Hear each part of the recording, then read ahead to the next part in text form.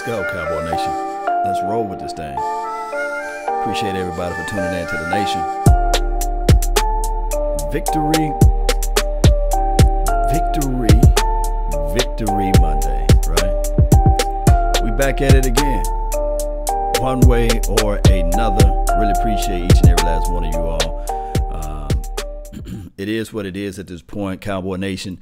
We find a way to win, and to win early and often, and that is nice. That is always wonderful for us to have this W, and for us to be back on this Victory Monday. 7 out of 8 games we was doing this show, and I really appreciate everybody for being supportive of this team, especially since we were 3-5 and everybody counted us out, and everybody was saying, okay, this team would not be able to do this nor be able to do that. So we made it, baby. We are back into the mix. We got to play the Seattle Seahawks on Saturday night. It's going to be one of those games where we have to be all ready to play regardless of the situation. I think that the coaching staff for the Seattle Seahawks is a very crafty coaching staff. They figure out ways to win games. They do. So we can't fold up like lawn chairs at this point. We have to still stay positive. And let's just talk about this too. The Dak Prescott. 4 touchdowns, 387 yards, man. That's something remarkable. Amazing, right? So let's see if we can add those on top of, next week and see if we can continue to push this thing down the field. Shout out to Virginia Finest. Appreciate you. He said Notification Squad, Victor Medley, as well as a Beast Mode 1, 2, and 3. Well, we're going to tune into first thing first. You guys know how I do. I always do the comparisons, analysis. Shout out to Dallas Draft Boys. Appreciate you too. Let's get this thing going one way or another. Appreciate everybody. Don't forget to hit that like button, share this content, and enjoy this Victory Monday. Dallas Cowboys, they already secured the division title, had nothing to play for except momentum heading into the playoffs yesterday, taking on the New York Giants. Dak played the whole game, threw for 387 yards and 4 touchdowns. He did. Some good mojo for the Cowboys as they prepare for the Seahawks in the opening round of the playoffs. Here is Dak Prescott on his mindset in a, quote, meaningless Week 17 all about game. Mindset, right? Going into this game, playing the New York Giants, wanting to get win number 10, this meant a lot to us, and you saw it out there, just the intensity that we played with, the ups and the downs, and just how we stayed through it, and just stayed positive, knowing that we were going to give ourselves a chance to come out on the end. It was a great win. All right, David. Yes, indeed. So he talked about a little bit about intensity, right, and staying positive. And guys already know that all throughout this year, I've been saying, look, guys, we got to stay positive. We got to get our minds together, and it's happening right now. All we got to do is face what we got in front of us, play our style of football, and continue to do the things that we know to do. And that's playing some good grimish type of football game. And utilize Ezekiel Elliott down the line, of course, and then on top of that, man, did I talk about TOP? It will happen next week. Watch. If you don't believe me, just watch, right? I think a lot of people surprised that Dak Prescott not only played, but played basically the whole game until you see how well he did and how much that really helped this team and this offense moving forward. How dangerous are the Cowboys now entering the playoffs? Well, number one, going into that game, no Ezekiel Elliott, no Zach Martin on the offensive line. They wanted to rest their players. But Dak Prescott is not a player that can sit back and rest. He needs experience. He needs reps. And the one thing that this game did up against the New York Giants, it gave them playoff experience moments. Think about the 2-point conversion at the end of the game. That's something that you want to practice and prepare for when you're going into the playoffs. And for them to be able to overcome this game in the fourth quarter without all of their starters on the offensive and defensive side of the ball, it builds a lot of confidence for them. But the one thing that this offense goes through Ezekiel Elliott to open up things for Amari Cooper downfield. But for Dak Prescott as a quarterback, to take the most sacks in the NFL as a mobile quarterback, that's something that in the playoffs, he's going to have to use those legs to force defenses to play 11-on-11 football to open up seams, to open up things on the backside, because that's when he plays his best. He has to get over the stigma. I'm not a just running quarterback. I've got to throw it and have that cliche in his back pocket, because his thing is when you get play action going, when he gets outside of the pocket and he can use those legs to his advantage, manage to change the launch point. He makes everybody better on that offense. And that's the intangible that everybody wants to see out of Scott Linehan. It's not just Scott Linehan, it's Dak Prescott as a quarterback. To me, no doubt, when you talk about the intangibles of Dak Prescott and what we need to see and what we want to see out there on the field, this is the thing altogether.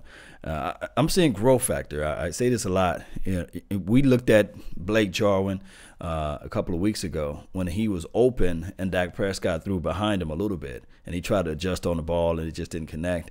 But we saw this past week, or yesterday, the connections were there and the seam routes. Remember, I said this all offseason and beginning of this season as well, is that a quarterback best friend will always be the tight end and trust in the pocket, and also with the running back. When you have those things all merging together, man, it is nice and it is nasty. It's just one of those things where we can go back. The Jay Novaceks of the world, even Jason Witten for Tony Romo. And then if we can go back to like other teams like Brent Jones for the San Francisco 49ers. And we saw what happened with the Travis Kelce with the young Pat Mahomes. I mean, tight ends normally their target percentages are always high because they're like 6'4", 6'5", and beyond. So now that you got a guy that you can utilize in the middle of that field, it immediately calls for mismatches. Now you got to figure out, do I put my linebacker on this tight end, or do I put my safety on this tight end, or do I drop my linebacker and my safety a little bit deeper? And what that does to the running game, it opens up everything. So this was a much-needed game, in my opinion. I'm glad that he played this entire game. Now we can really focus on, okay, how can we sprinkle in Tavon Austin? How can we get Amari Cooper more involved? So those are things that we got to look at. But let's listen to some more of what they have to say. This was as meaningful of a meaningless game as I can remember. The Cowboys couldn't improve their seeding. They couldn't hurt their seeding. There was nothing as far as in the black and white standings to gain.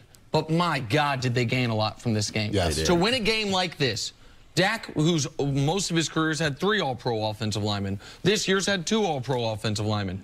He had 0 in this game. Travis Frederick's been gone all year. Zach Martin, Tyron Smith don't play. All career except for 6 games last year, he's had an All-Pro running back. Doesn't have him either. All year, he's had an excellent defense. That defense, not so excellent yesterday, all of a sudden. And to come back the way they did, they were up 14-0. They squander that lead against the Giants.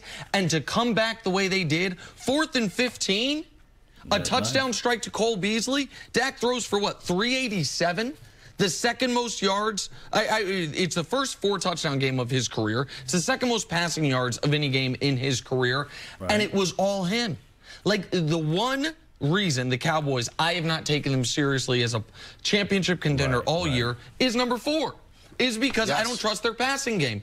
And in week 17, even if it's mostly a mirage, they have something to build upon now. I do believe in momentum going into the playoffs. I do believe a team can all of a sudden capture something. Like, you don't think the Seahawks now in the game plan, they're like, Jesus, we got to Blake Jarwin? Like, we got to worry about Blake Jarwin now? And so there are little things they gained by not only winning the game, but winning it without their 3 best players on offense. Right. Zach Martin, Tyron Smith, Zeke didn't play. They scored 36 points. Yep. They were playing a junior varsity, though. Let's be honest. You know, it was really no threat against the Giants. They don't really have a pass rush, so you knew he was going to have time to improvise and do those off-schedule plays. I don't know what he's talking about. Olivier Vernon, he did play, and he's no one to sneeze at. So I don't think you can discount that, Scott. But Olivier Vernon, he is a beast, and he is nasty off that edge. Then on top of that, if you add into the fact that we had dangling parts out there as far as offensive line, you can't discount that. Come on, man. Come on, man. Get your weight up, fam.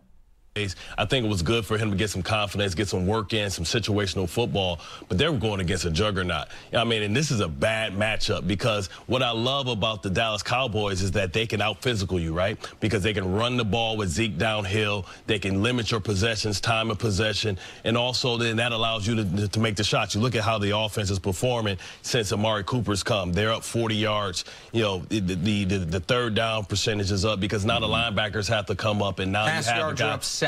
Yes. Right, so now you can make plays downfield. You can have the explosives. That was the problem before, right? Cole Beasley is pretty much a possession receiver. He's a guy that can move the chains.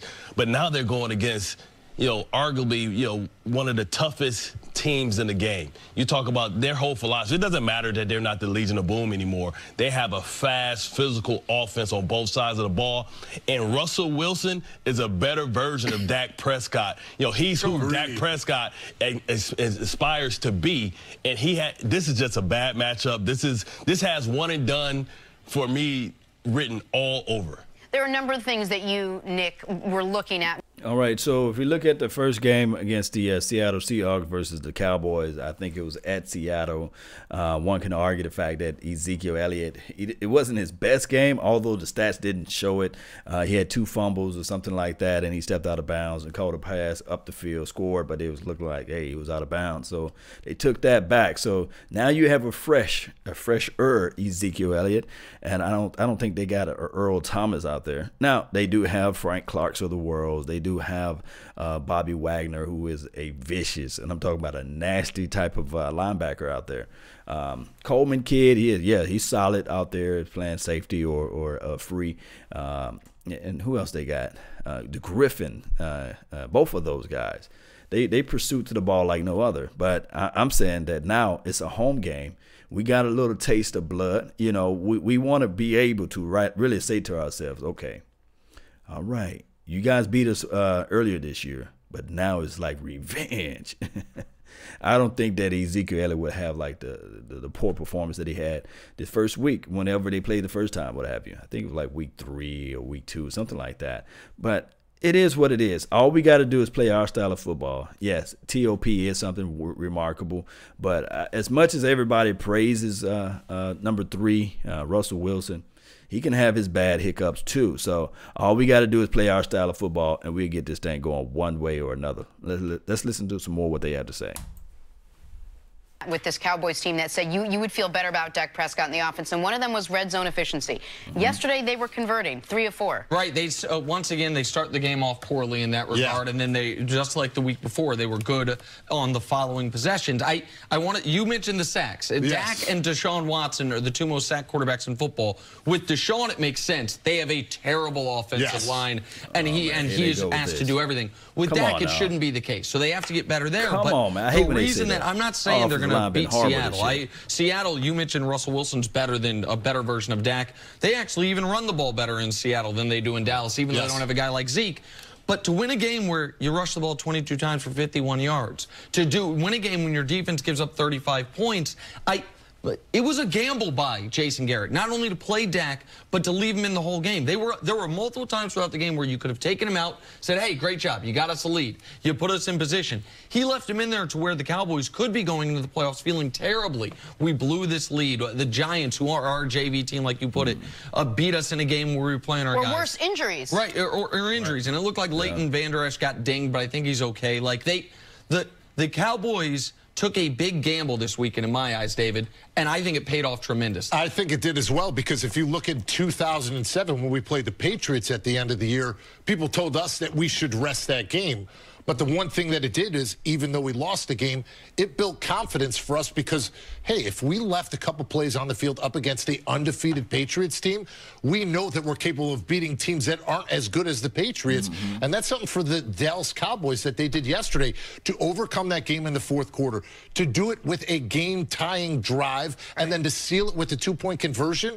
What more could you ask for to end the season on a high note with momentum going into playoffs, knowing that you have a Seattle team like this that runs the ball over 50%, that Russell Wilson feels secure now in that pocket to get the football downfield, something he did in the beginning of the season, to do that at home up against this team that you know you're going to have to control the time of possession. So the Dallas offense feels good, but the Dallas defense has to feel terrible. Without a doubt. Who you got next week? Well, this is the thing. So when you talk about the Dallas defense, guys, remember this.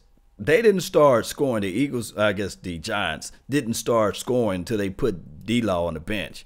And if we look back at the game, a lot of those guys on the defensive side of the ball, they wasn't playing at full speed. And this is not me making excuses, but if you go back and watch the game again, you can see some of those plays, that the big long run from 68 yards off of the inside. There was a block in the back that no one called on. That's cool. That's all right. But we don't play as Saquon Barkley every day, right? And then on top of that, my guy Sean Lee, he didn't get his head around, he didn't flip his hips out, and he didn't disengage. So on that run, that big explosive run, one can argue that was really based upon the quote-unquote rust factor of Sean Lee. Now, this is the other thing. The two big passes that was caught on the number 31, those deep passes that number 12 was able to do. I forgot this guy's name for the Giants.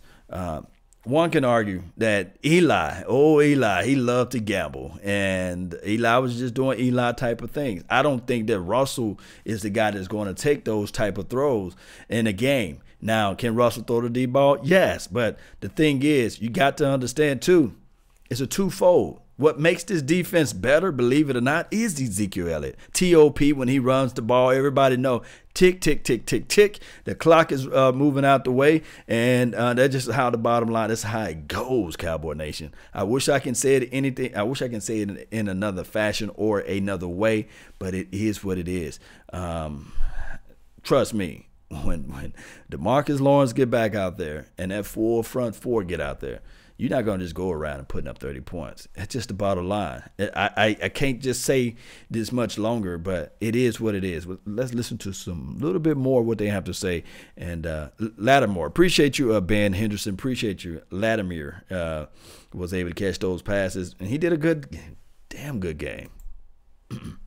Next week, I will pick the Seattle Seahawks. I will say this, even though they have Jalen Smith and Van Der Esch on that side of the ball, I just think that the Seattle Seahawks, the way that they've turned around this season, the way that Pete Carroll gets them ready for game time games and the experience in the scenarios, that's a lesson of building from adversity. When nobody believed in you as a football team, all you need to do is get in the dance now. It's not about your record before the season. It's about how you capitalize on it now, and I think the Seahawks will. All right, let's take a break. All right, so with that being said, so I love it. I love it when everybody doubt my Cowboys or our Cowboys, right? We got to love this, and it is what it is at this point. All we got to do is continue to do the things that we need to do, and just taking the way of the game, the way we play it, and that's just the bottom line. Quick shout out to those that's in the chat box. Really appreciate you all. We have Prodigy. Appreciate you for joining in on the Periscope. Victor, thank you for being part of the mix as well. Who else we have here? Jonathan Cook, appreciate you. What? No defense?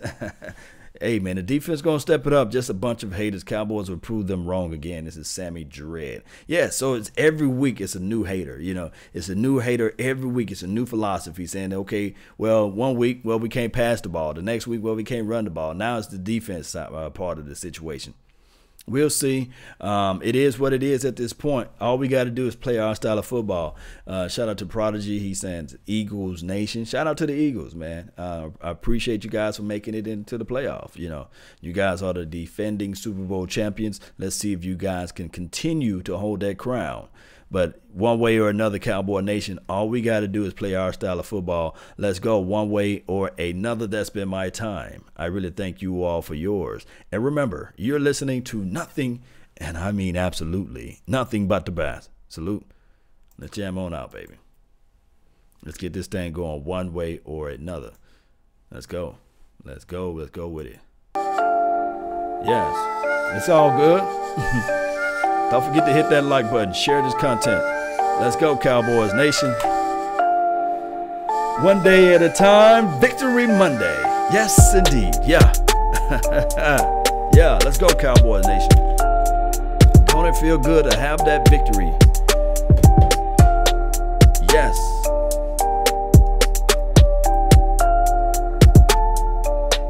We jamming on out now.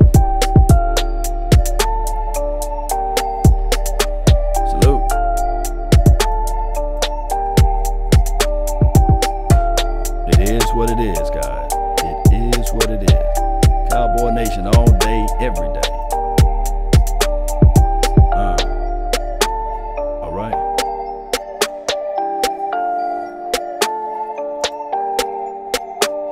And remember, you're listening to nothing but the best.